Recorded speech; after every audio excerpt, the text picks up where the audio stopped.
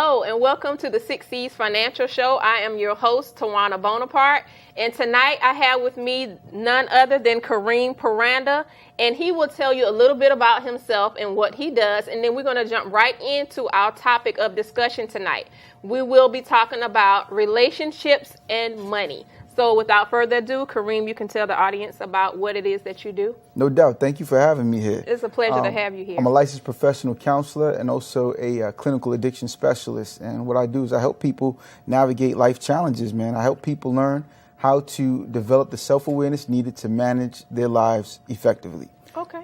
And how can they reach you if they need to seek assistance or reach out to you for some type of help? Absolutely. www.selftalkcounseling.com is the best way to reach me on our website. We're on Facebook. We're on Instagram at selftalkcc. And through those mediums, you can get in contact with me for services. Okay. Well, we're going to talk about our topic tonight, which is a great one. And this is kind of like something that he probably can shed a lot of light on because he is married, and he can talk to us about a little bit about his relationship and, you know, how things go with their finances. So my first question to you is, what impact does finances play in your relationship? Like, is there any type of strenuous relationship issues that you all have when it comes to money, or everything is kind of like smooth sailing? That's a good question. I would say that it's a smooth sailing that takes work. Okay. Because, you know, with regards to finances, my wife and I, we've been married now for about 9 years. Okay. And there's been a lot of communication around the idea of money and how we spent it before we became married, right? And so now being married and having a family of 4 children and having to now be responsible for all these children together, it takes a collaborative teamwork. Absolutely. To communicate and constantly talk about how we need to manage our funds effectively. One of the things we discovered in our marriage and through our relationship is that poverty and wealth is a mindset. And we are trying and striving as a work in progress to adopt a wealthy mindset versus an impoverished one. Okay. With that being said, I can also shed a little bit of light on that. Prior to getting married, I think that is one of the conversations that need to occur as to how you're going to pay your bills, who's going to pay what, who's going to take care of what. Because most women have the mindset that if the man is the head of the household, then he should pay all the bills. Yeah. With this day and time, the way inflation is set up, I think you need 2 income households, and then you got kids or whatever. So it's going to require a little bit more money. So we go in thinking, okay, he's going to pay the mortgage, he's going to pay the car note, he's going to pay all these big bills, and we could take care of the small stuff, like the laundry, the household, the household items, and then the utility bills maybe, and do the groceries or whatever. So I think that's kind of fair to balance out. If you're the man of the house, I think you should take care of the larger parts of the bills, like the mortgage or rent or whatever. So, and I think most women out there would probably agree with me for that. No doubt. Is your spouse a saver or is she a shopper? I would say depends upon the weather, right? Oh, the weather. That's what I'm going to say. But no, primarily I would say she's more a saver than she is a spender. However, there is like this taste for eating out. There's a but. Yeah, there's a but, right? There's a taste for eating out. Sometimes, even though we have some goals that we're trying to work for, and eating out sort of kind of cuts into being able to achieve that goal. But it's one of those things where, you know, we work and we sort of kind of can create the opportunities to reward ourselves with the work that we do, to eat out and cheat a little bit, if you will, and work on, still continue to meet those goals that we have financially. So do you all have a budget in place, a household budget, that you all kind of like use as a guide to allow you to be able to save, be able to spend a certain amount of money, each month or whatever? Yes. And what we put in place, and it's pretty cool, you know, we do family meetings. Even with our children, we discuss the concepts of money and how important it is. We have children ranging from ages 16, 15, and the twins, they're 8 years old. Okay. And we're trying to educate them on the practice and usage of money and how it is a resource that they must use responsibly and not one that they can, for example, my son's birthday's coming up and he's got ambitions of wanting to purchase some sneakers that are pretty expensive. Oh, yeah, I'm familiar You're with familiar with that game, yeah. right? And so it's this idea of we want to try to instill in them today how to make their money make money, or make it or invest into something that is going to give them some type of return that's going to last versus wear out. And our children, it's almost like money, when it's a scarcity, they can never have enough of it. And they desire to just blow money on potato chips and candy. Oh, wow.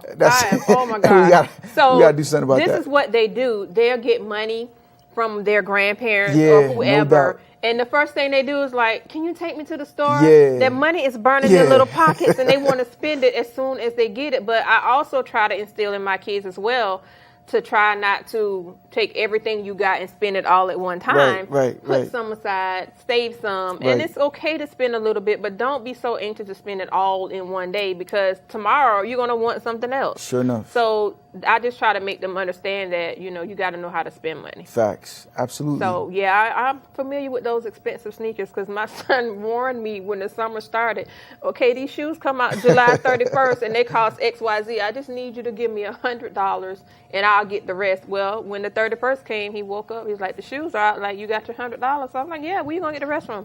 Well, I don't quite have it yet, so can you just let me borrow it and I'll pay it back? Where do you work? How are you going to pay me back? So don't let your kids swindle you into getting them $300 sneakers. So I'm not one of those. So when your wife, when you say she's a saver, and she's a spender as well, so the most that she probably spends on is eating out because she don't feel like cooking or something? Yeah, pretty much. So do you all buy groceries? Yeah, we do. Oh, yeah, we do. We shop every week. I mean, we got 4 kids and they teenagers, and then it's almost like there's no end to their stomachs, when it comes to like raiding the fridge and it's bottomless pits. So it's an expensive grocery bill. Let's put it like that. And so we do that. And that's why I say that the eating out is like a luxury. It's like a reward to. We ain't got to be in front of the stove cooking. The kids are taken care of. They already got what their needs met. Now it's about, all right, let's go spend some time. Let's go eat. And just and that's some good quality family time as well. And you can also sit down and discuss with them about what you're going to get off the menu, how much it's going to cost, how much money we have, and how much we're working with. You can make it into a financial lesson or a field trip or something, even though you're out to dinner and y'all all at the table together, make it a round table discussion about money. Absolutely. So those are the things that I try to instill in not only my kids, but anybody's kids that I come into contact with, and I try to teach them about money, and they sometimes don't want to hear what I got to say, but you're going to need these little golden nuggets at some point in your life. That's right. So next we're going to talk about how does finances affect the relationship if both parties are not on the same page.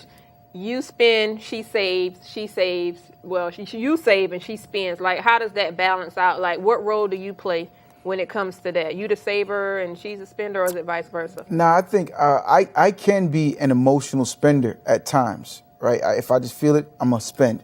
However, what we've done, again, we're responsible with the way we manage money. What we've done, she has her own account, we have a joint account, and then I have my own account. Okay. And what we do with the joint account is we put our money, the money that we invest into the joint account is designed to cover bills and all the other expenses that we typically collaborate on. Okay. And so, again, it's constant communication. That's so critical. I can't understate that enough, that communication allows us to all be on the same page, to collaboratively work towards whatever goal we're trying to achieve, and make sure all of our bills are covered. And then whatever's extra, hey, family, what we trying to do? And then we go do something special. Okay. Do you invest in anything that is going to bring you a return back, or do you know how to invest, or does she know how to invest? Right. So one of the things we do, we invest in property. We have real estate property. Both my wife and I have real estate property that we own that's bringing us in passive income. Okay. And that's also a thing that we're trying to develop and evolve so that we'll have something to turn over to our children. Absolutely. Once, we get old and gray and then we pass on, and then we can have something to pass down to them. So we do have investment property. I am very interested in learning how to invest in the stock market. So I've been doing my research. I think you should get my second book. It's The Roadmap to Financial Freedom. Is that right? Part 2, Investments Made Easy. You know what? I would definitely be interested in that. Yeah. And so let's chop that up, because I want to learn how to do the stock market. Because what happens is, and what I talk about in the book, and I'm telling you all these little secrets, because y'all need to go get this book too. I'm basically giving you little simple ways on how to invest. You don't need $1,000. You don't need $10,000 to invest your money. Oh, wow. You can take as little as $100 and invest it in something. I tell people all the time, invest in something that you spend the most money on. If you're a Nike shopper, or you go to Starbucks all the time, take that money and buy some stocks or some shares or something and get you a return coming back in, versus just constantly giving them your money, get a return back on that. So those are some of the things that I share in the book. And it's kind of like a little simple way that you can learn on how to invest or whatever versus, just not knowing, because everybody needs to know how to invest on something. Right, I agree. We are going to take a quick break, and when we come back, we're going to have more questions for this counselor, Kareem Paranda, and he's going to continue to answer more questions about relationships and money for us.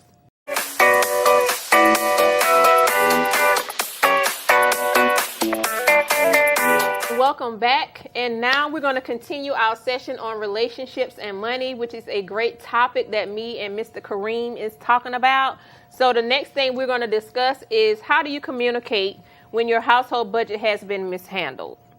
Your wife has overspent the budget for the month, and you kind of like short on cash, and it's about 2 more weeks left in the month, and you're going to know, like, what are we going to do? What are we doing?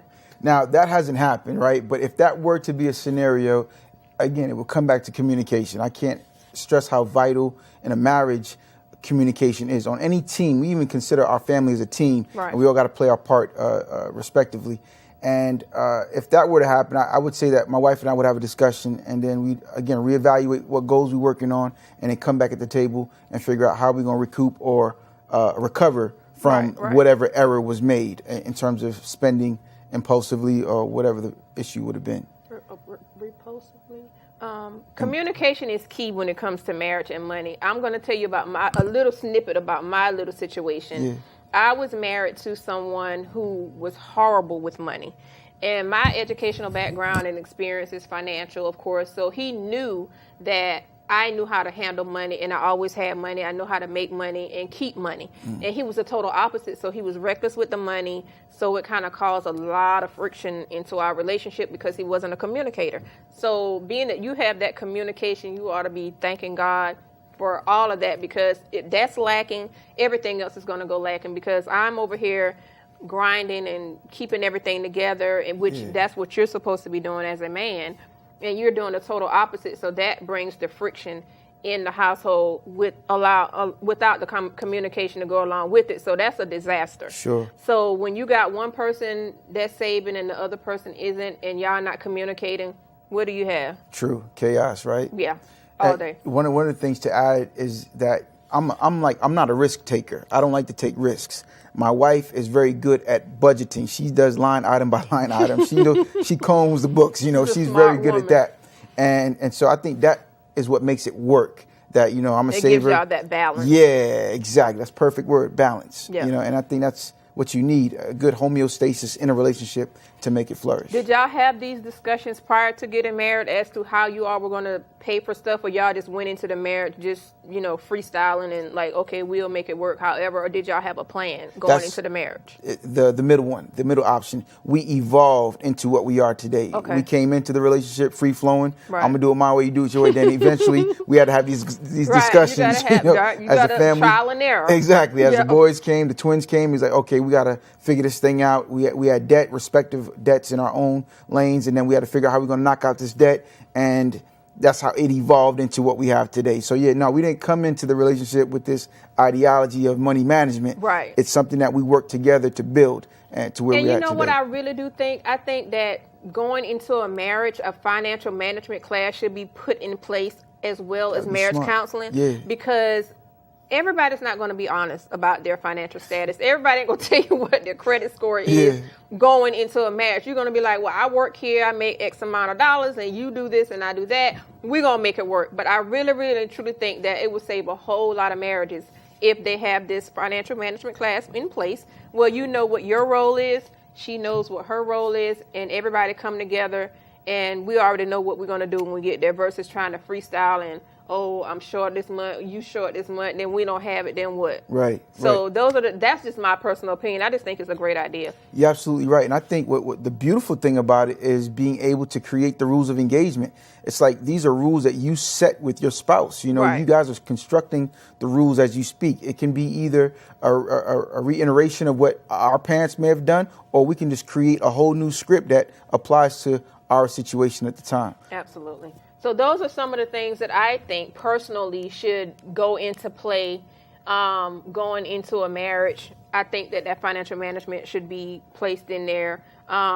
as well as educating your kids as they come along, whether you got kids now or you're having them later. That should be a topic of discussion at the round table during dinner, during movie night, or anything fun. You can make a game out of it. It doesn't necessarily have to be structured or whatever, but something that you can talk about that's going to, allow them to understand about money. It's funny, Tawana, you talk about a game, right?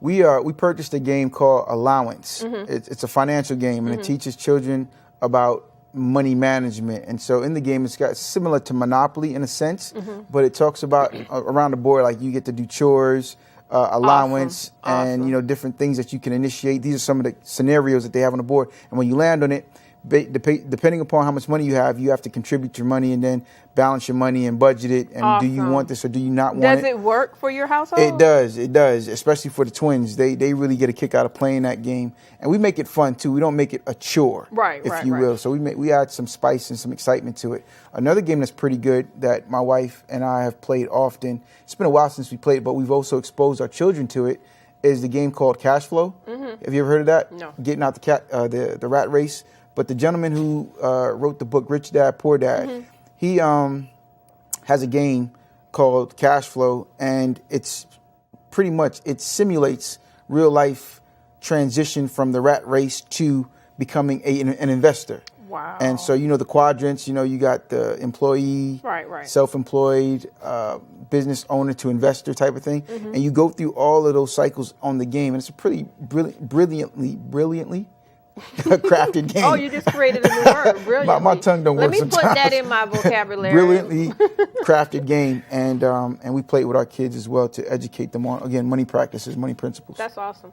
How can we make a relationship work when one party works and the other doesn't? Like, there's no contribution. Like, say, for instance, you didn't work. You were a stay-at-home dad, and your wife was out working, bringing the bulk of the money in. Do you think that would work for the two of you, being that she's the breadwinner and you're not? Would that make you feel some kind of way? Oh, wow. You speaking my language, because for 2 years, I was, in fact, a stay-at-home dad. Okay. So my wife was the breadwinner at the time when the boys were first born. Okay. I was in between jobs at that time, and I was the dad that was burping and feeding and changing diapers for the boys when they were just born, and I was preparing dinner, having the house clean. So I took on that role. It was a very humbling experience for me as a man, because I had always been the guy with the bread. Right. And so now, during this transition, when I was transitioning into this clinical mental health field, it was a significant challenge for my ego as a man to be able to humble myself and develop a phenomenal appreciation for womanhood. Absolutely. Because we have a situation where it's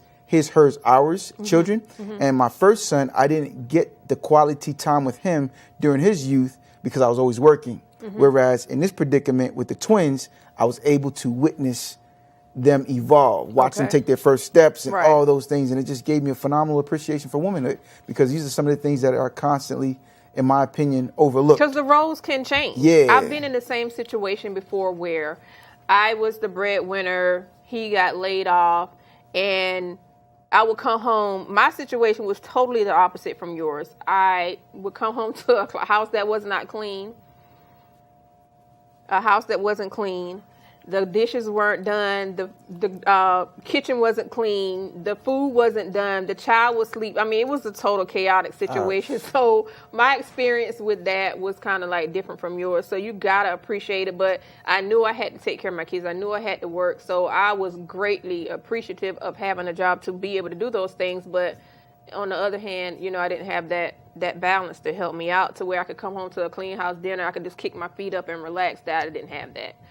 Okay, people, we're getting ready to take another 2-minute break. And when we come back, we're going to wrap it up with Mr. Kareem talking about how you can get in contact with him with his counseling service. And then I'm going to give you some more golden nuggets to share with you. So get your pens and paper out, and we'll be right back.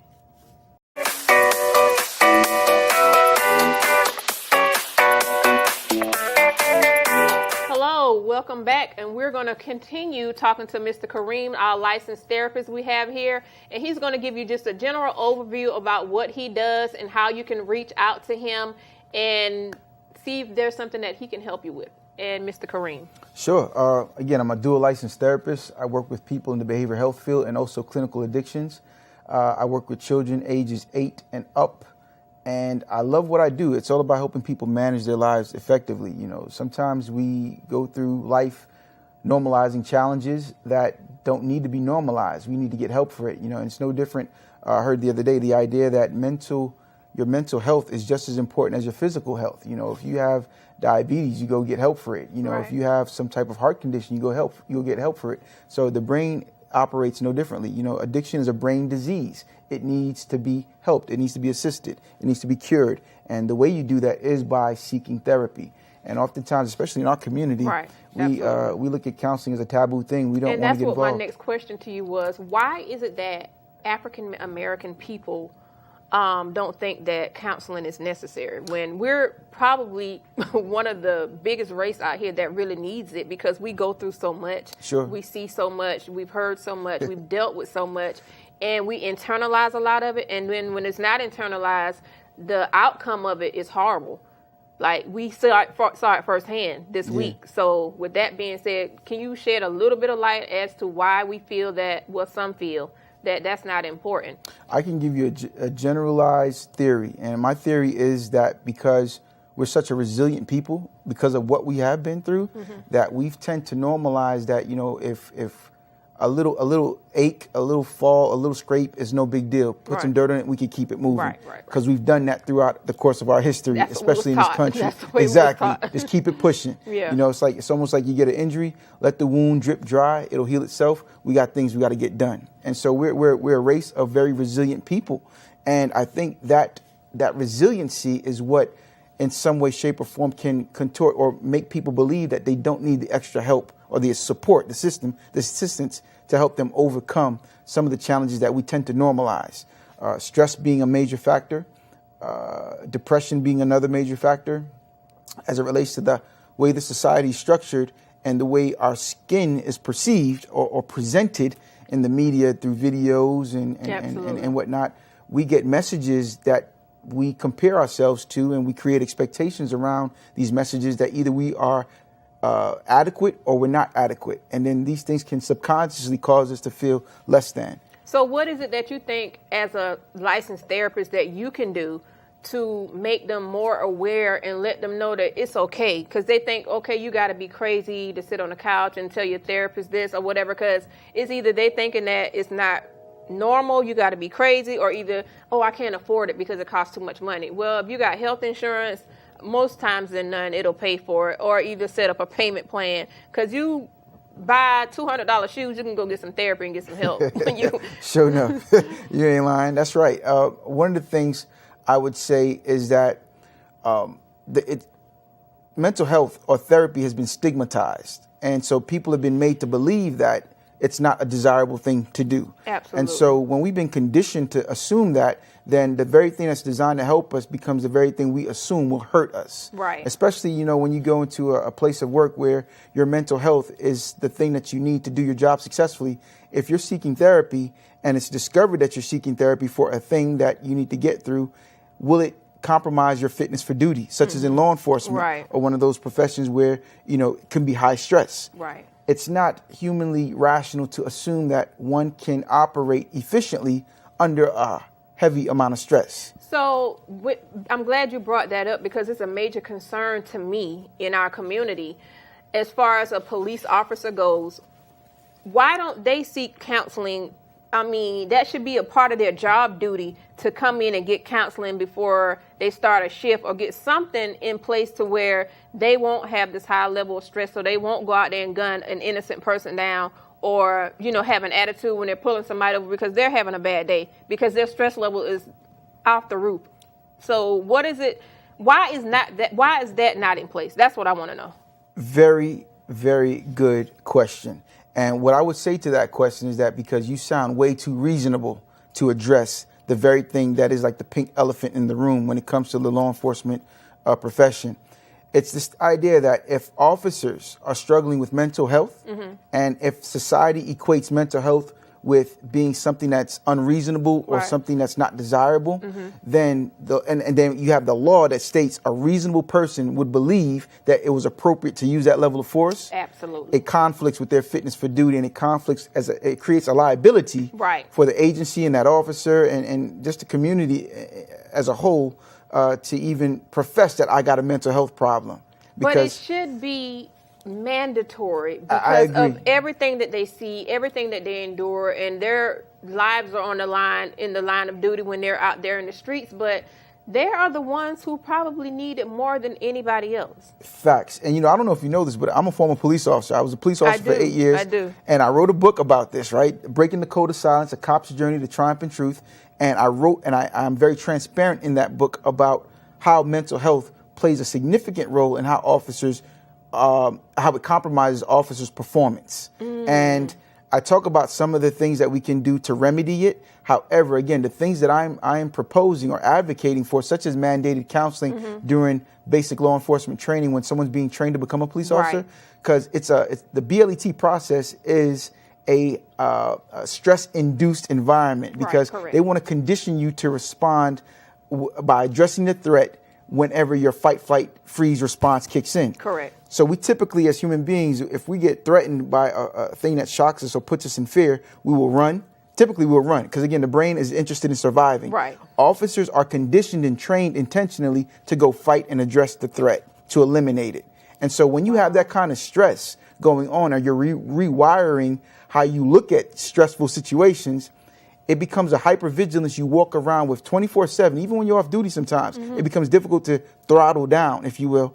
And it layers, it calcifies, it builds into burnout to where eventually that officer is either going to implode with heart attack, hypertension, depression, alcoholism, substance abuse, domestic violence, divorce, all these different things, or suicide, up to suicide, or he's going to take it out on the community. Absolutely. And that's what's been happening. And for that reason, I feel that not only should it be in basic training or whatever kind of training you all get, but it should be throughout the whole career, and it should be accepted by society. Like, this is mandatory. This is serious. Like, it's too many people getting killed because of this overload of stress. And then on top of that, y'all probably don't make a whole lot of money. Yeah, exactly. I mean, that's what we're talking about, money. So I'm sure their salaries are probably not where they want it to be. So that's another load, another stack of stress on top of what they already have going on. But Kareem, I want to thank you for coming on the show. My pleasure. You shed a lot of light on a lot of things that, mental illness is real, how to, stay in your marriage longer by getting that money right and doing the right thing and communicating. And also talking about the fact that mental illness needs to be incorporated in our law enforcement. So again, I want to thank you all for coming and watching my show, the 60s Financial Show. I'm Tawana Bonaparte. I'm your host, and my guest, Kareem, he's been here. He's been great, and I thank you for coming.